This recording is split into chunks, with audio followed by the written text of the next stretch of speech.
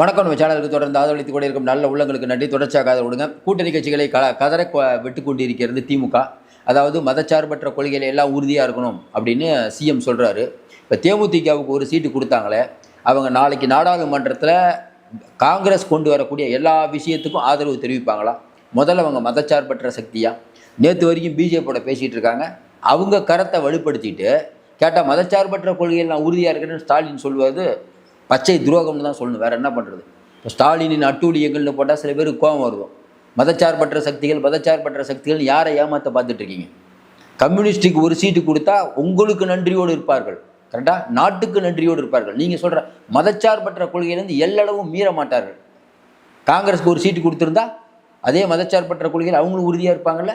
நல்லா யோசனை பாருங்கள். ராகுல் மதச்சார்பற்ற கொள்கையில் உறுதியாக, பிரேமலதா உறுதியா? ஈஷா யோகா மையத்திலேருந்து நேற்று வரைக்கும் அவங்க பேசிகிட்டு இருக்காங்க.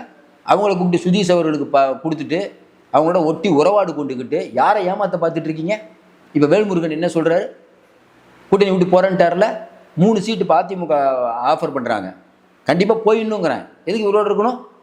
அப்போ ரெட்டை வேடம் போடுவது யார் கேட்டால் பிஜேபி பண்டார பரதேசி கட்சி நீங்கள் சொல்லிவிட்டு அவங்களுடைய கூட்டணி வச்சு மத்திய அமைச்சர்கள் அங்கம் வைப்பீங்க. இப்போ ஒரு மறைமுக உறவு இருப்பீங்க. யாருடைய கருத்தை நீங்கள் வெளிப்படுத்த போகிறீங்க? நீங்கள் தந்தை பெரியாருக்கும் உண்மையாக இல்லை, ஆன்மீகத்துக்கும் உண்மையாக இல்லை. ஊரை ஏமாற்றி கொண்டு இருக்கக்கூடிய கூட்டம் இதை சொன்னால் அவங்களுக்கு கோவம் வருது. இன்றைக்கி திரும்ப சொல்கிறாரே வலி மிகுந்த அப்படின்னு. அவரை ஏங்க உங்களுக்கு தான் எவ்வளோ ஜால்ரா அடிக்கிறாங்க. அவங்கள இந்த அளவுக்கு கதற விட்றீங்களே, அவங்களுக்கு உண்மையிலே வேணுங்கிறாங்க மக்கள். ஜால்ரா அடிச்சிங்கல்ல. கம்யூனிஸ்ட்டுகள், அதாவது 20 தொகுதி கம்யூனிஸ்ட்டுக்கு கொடுத்து அதில் ஒரு 5 தொகுதி குறைக்க சொன்னால் நியாயம். கொடுத்ததே 6 தொகுதி, அதில் 1 குறைக்க சொல்கிறீங்க. இதே தேமுதிகிட்ட சொல்ல வேண்டியதானே, ஏன் சொல்ல மாட்டீங்க? அப்போ என்னென்னா சொல்லுவாங்கள்ல, புது மருமகளுக்கு அது ஒரு கிரெடி. என்ன அது அர்த்தம்? கூட்டணி கட்சிகள் எப்போயோ விலகி போயிருக்கணும். வேல்முருகன் சொல்கிறாரு அதெல்லாம் முடியாதுங்க, வெளில போகிறேன். அது மாதிரி வெளில போகணும்னு சொல்லியிருக்கணுங்க. பிசிகா சொல்லியிருக்கணும், கம்யூனிஸ்ட் சொல்லியிருக்கணும். கலைஞர் சொல்கிற மாதிரி மனசில் இடம் தரேன். யாருக்கு உங்கள் மனசில் இடம் வேணும்? உங்கள் பையன், நீங்கள், அன்பில் மகேஷ் இவங்கெல்லாம் அரியணையில் இருப்பீங்க, மற்றவங்களுக்குலாம் மனசில் இடம் தருவீங்க. என்ன நியாயம் அது? கேட்டால் ஒரு பெரிய ஊரில் இல்லாத ஒரு கணக்கு வழக்கெல்லாம் அந்த கணக்கு புலிகள்லாம் சொல்லிகிட்டு இருக்காங்க. நமக்கு கோபம் எல்லாம் மீறி வருது. திமுகவை பார்த்து இல்லை, திமுக கூட்டணி கட்சிகள் பார்த்து. எங்கேருந்தோ வந்த தேமுதிகக்கு இவ்வளோ ஒரு பெரிய மரியாதை. ஏங்க டார்ச் லைட் சின்னம், நல்லா யோசனை பாருங்க. டார்ச் லைட்டு, அந்த டார்ச் லைட்டு ஏதாவது களத்தில் போராட்டு இருக்குமா? கமலஹாசன் அப்படிங்கிற ஒரு நடிகர், அவ்வளோதான். அவருக்கு கொடுக்கக்கூடிய முக்கியத்துவத்தை நீங்கள் திருமாவுக்கோ வேல்முருகனுக்கோ கொடுக்கலன்னா, திருமாவர்கள் அமைதியாக இருப்பார், வேல்முருகன் ரோஷம் வந்தவர் வெளியில் வந்துட்டார். வேறு எப்படி நம்ம பேசுறது? திரும்ப மனசாட்சியை சொல்லுங்க. மதச்சார்பற்ற கொள்கையில் திமுக உறுதியாக இருக்கிறதா? நாடாளுமன்றத்தில் முக்கியமான பிரச்சனை வரும்போது சுதீஷோட நிலைப்பாடு என்னங்க? இது தெரியாமல் அவருக்கு, இது தெரியாமல் இல்லை, தெரிஞ்சு தான் சீட்டு கொடுக்குறாங்க. இன்னும் குறிப்பாக சொல்லணும்னா, இன்றைக்கி திமுகவுடைய எண்ணம் என்னென்னா, திமுக கிட்ட வன்னிய கட்சிகள் எதுவும் இல்லை. ஒரே ஒரு கட்சி தான் இருந்தது, ஐயா வேல்முருகன். அவரும் போயிட்டார். ஒட்டு மொத்தமாக வன்னிய வாக்குகள் அதிமுக கூட போகுது, அவ்வளோதான். எடப்பாடி சரியாக பயன்படுத்தி தான் வேல்முருகன் இருக்கிறார்.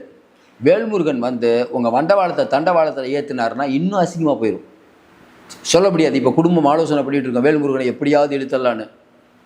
வேல்முருகன் இழுக்கக்கூடாது அப்படிங்கிறதுக்காக நிறைய பேர் வேலை பார்த்துட்ருக்காங்க. ஏன்னா வேல்முருகன் எல்லாத்துக்கிட்டையும் சண்டை. ஆமாங்க, ஓரளவு உணர்வாக பேசுகிறாரு. இவங்கள மாதிரி அடிமையாக இருக்க முடியுமா? ராஜராஜ சோழன், ராஜேந்திர சோழன், இளம் பெரியார்னு, உதயநிதியெல்லாம் அவரால் சொல்ல முடியுமா? இது எப்படி சொல்கிறதுன்னு நமக்கு ஒன்றும் புரியல. அப்போ இவங்கெல்லாம் இன்றைக்கி வந்து செந்தில் பாலாஜி தியாகிம்பிங்க, அதுக்கும் ஆமாசாமி போடணும். எல்லாரும் ஆமாசாமி போட்டுருவாங்களா சார்? இப்போ லேட்டஸ்ட்டாக ஒரு விஷயம் என்ன சொல்கிறாங்க? அதாவது உங்கள் சின்னத்தில் நிற்காதீங்க, எங்கள் சின்னத்தில் நீங்கள் நில்லுங்கன்னு சொல்கிறதே ஒரு சர்வாதிகாரம் தானே சார்? எப்படி சார் ஒத்துக்குவாங்க? அப்போ உங்கள்கிட்டலாம் அடிமையாக இருக்கணுமா நீ கொடுக்குற சீட்டுக்காக? ஸ்டாலின் அவர்கள் முதலமைச்சராக இருந்து சமூக நீதியை பாடுபட போகிறாருப்பா, எல்லாரும் ஒன்று சேர்க்கணும் அப்படின்னா அது எப்படி சரியாகும்? உண்மையிலே சமூக நீதிக்கு ஆதரவான கட்சியா திமுக? இப்போ நம்ம கேட்குற விஷயங்கள் இது ஒவ்வொரு கூட்டணி கட்சிகளுக்கும் உள்ளத்தில் இருக்கக்கூடிய விஷயம். இப்போவும் சொல்கிறேன், எழுதி வச்சுக்கோங்க. காங்கிரஸுக்கு 3 சீட்டு கொடுத்துருக்கீங்க, தேமுதிகவுக்கு அதிக சீட்டு கொடுக்க போகிறீங்க, ராஜ்யசபா. இது எல்லாம் விசிகா, திமுக இவங்கள் யாரும் களத்தில் வேலை செய்ய மாட்டாங்க. எழுதி வச்சுக்கோங்க. வரக்கூடிய தேர்தலில் திமுக ஒரு கணக்கு போட்டுட்ருக்குது, வேறு மாதிரியான கணக்கு வரப்போகுது. இப்போ வேல்முருகன் அவர்கள் வந்து போயிட்டாருன்னு ஒன்று திரும்ப சொல்கிறார், ஐயோ அவரெல்லாம் போகக்கூடாதுங்க, கூட்டணியிலே இருக்கணும். நீங்கள் பேசி வாங்கி கொடுங்க. உங்களாலே உங்களுக்கு சீட்டு வாங்கி கொடுக்க முடியல, அவருக்கு எப்படி வாங்கி கொடுப்பீங்க? அதிமுகவில் ஆஃபர் பண்ணிட்டாங்களே, என்ன பண்ண போகிறீங்க? இது ஒரு பக்கம். இன்னொரு கணக்கு சொல்கிறாங்க. 2016 தேர்தலில் ஜெயலலிதா அம்மா எல்லா தொகுதியிலும் ரெட்டலை நின்றுச்சு. அந்த தொகுதியில் திமுக அதிமுக 2 பேருக்குள்ள வித்தியாசம் 1% தான். திமுக தோக்குது. ஆனால் நேரடியாக திமுக நின்ன தொகுதிகள் 178, அதிமுக நின்ன தொகுதிகள் 227. அந்த தேர்தலில் கிட்டத்தட்ட பார்த்தீங்கன்னா 178ல் 90 சீட்டு அதிமுக நேரடியாக, சூரியனும் ரெட்டலையும் நிற்கும் போது 90 சீட்டு வந்து ரெட்டலை, 88 சீட்டு திமுக. அப்போ திமுக அதிமுகவுன்னா நெக் டு நெக் ஃபைட்டு. அதே கூட்டணி கட்சிகள் நின்னா அதிமுக தூக்கி சாப்பிட்டு போயிடும். அப்போ எதுக்கு கூட்டணி கட்சிகளுக்கு கொடுக்கணும்னு ஒரு வாதத்தை வைக்கிறாங்க. நம்ம என்ன கேட்குறோம், அப்படி நீங்கள் வலுவாக இருந்தீங்கன்னா, பொற்கால ஆட்சி நடத்துனீங்கன்னா கூட்டணியே வேணாம் சார் உங்களுக்கு. நீங்கள் எதுக்கு சார் தனியாக நில்லுங்க? ஜெயலலிதா நினைச்சு அது மாதிரி தனியாக நில்லுங்க.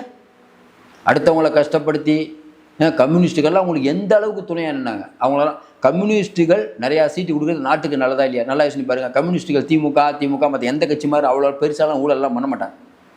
அவங்களும் கொஞ்சம் கரப்ட் ஆகிட்டாங்க. பட் இவங்க அளவுக்கு இல்லை. அவங்க கரத்தை வலுப்படுத்துங்க. ஏன் வலுப்படுத்த மாட்டீங்க?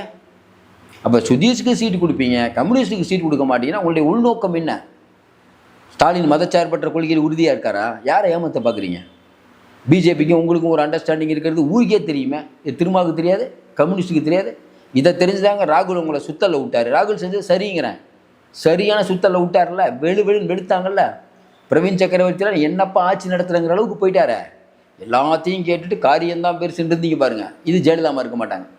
அவங்க டக்குன்னு கூட்டணி விலக்கியிருப்பாங்க. நீங்கள் அப்படி இல்லை. எவ்வளோ வேணால் நான் கேவலமாக திட்டுங்க, எங்களுக்கு கூட்டணி முக்கியம், ஜெயிக்கணும், அவ்வளோதான் அல்டிமேட். அதுக்காக எந்த மான ரோஷம் எதையுமே இருக்கக்கூடாது. அரசியலுக்கு வந்தாலும் இப்படி இருக்கக்கூடாதுன்னு வச்சுக்கோங்க. அப்போ திமுக வந்து நீங்கள் வந்து யார் கூட வேணால் கூட்டணி போவீங்க. உங்களுக்கு தேவை அப்படின்னா நிர்மலா சீதாராமனை சந்திப்பீங்க, மோடியை சந்திப்பீங்க. ஆனால் விஜய் அங்கே போனால் தப்பு, எடப்பாடி அங்கே போனால் அடிமையாயிட்டார். என்னங்க பாஸ் இது? நீங்கள் செஞ்சால் சரி, அவங்க செஞ்சால் தப்பா? ஆனால் இது யாரும் எடுத்து பேசக்கூடாது. கேட்டால் புள்ளி விவரமாக பேசுவீங்க. இப்போவும் சொல்கிறோம், ஸ்டாலின் ஒரு மதச்சார்பற்ற கொள்கையில் உறுதியாக இருக்கிறார் அப்படின்னா அவங்க கட்சிக்காரங்களே சிரிப்பாங்க. அதான் இன்றைக்கி இருக்கக்கூடிய நிலைமை. கேட்டால் மோடிக்கும் பயப்பட மாட்டோம், ஈடிக்கும் பயப்பட மாட்டோமா, ஆளுநரின் திமிரை அடக்கும், இதெல்லாம் சொன்னது சும்மா வெற்று வார்த்தைகள் தான்.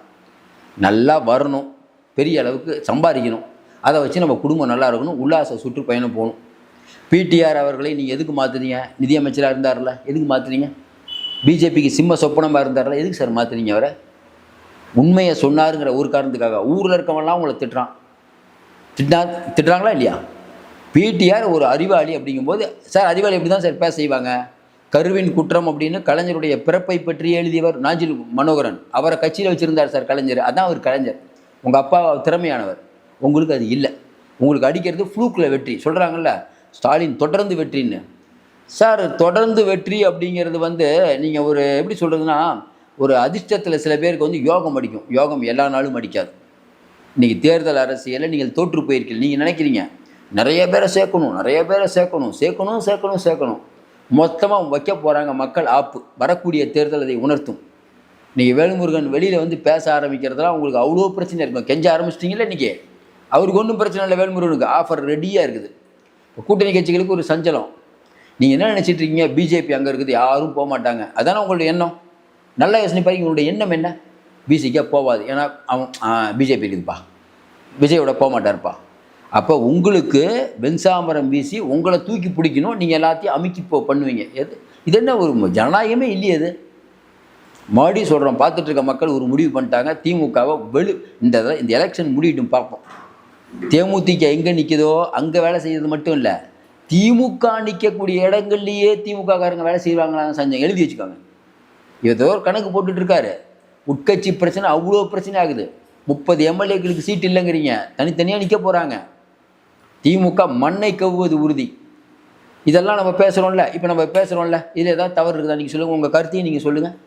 ஸ்டாலினோட வழக்கு உச்சநீதிமன்றத்தில் இருந்து பெரிய வழக்கறிஞர்கள் காசு கொடுத்து வாதாடுறீங்க. ஒரு பக்கம் செந்தில் பாலாஜியை காப்பாற்றுறதுக்கு சிஸ்டமே முயற்சி பண்ணுது. கரூரில் அவர் போராடுன்னு தெரிஞ்ச உடனே கபில் சிபில் முகுல் ரோஹித்கெலாம் வச்சு நீங்கள் அவரை காப்பாற்ற முயற்சி பண்ணிங்க. வழக்கறிஞர் படையே ஒரு பக்கம் போகுது. ஒரு சம்பவம் 2 சம்பவம் இல்லை, பல சம்பவங்களில் இன்றைக்கி தமிழ்நாடுடைய வரி பணம் பாழாகி கொண்டு இருக்கிறது.